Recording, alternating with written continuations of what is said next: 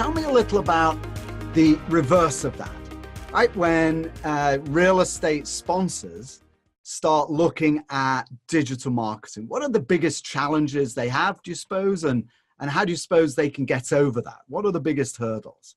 Sure.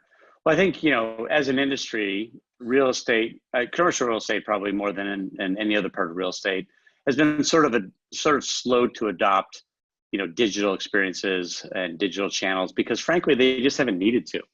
It's obviously an ancient, industry, right? We've been building commercial buildings for centuries. And so really, what was the impetus to move to sort of digital experiences? Because, it's a largely offline experience. But I think what's happening now is, like every other industry, it's sort of inevitable, right? The idea of finding a more efficient way to market and to raise capital for projects is inevitably moving online, because the investors are living online.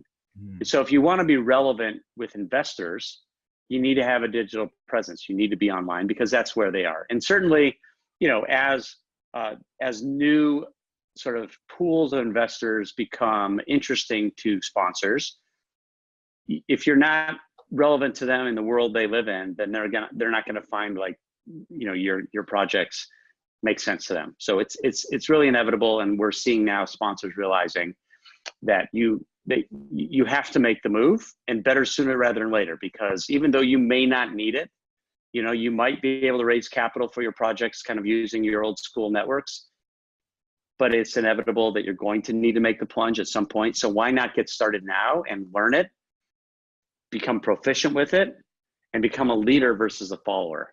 And so that's really, the folks we're working with have that mindset.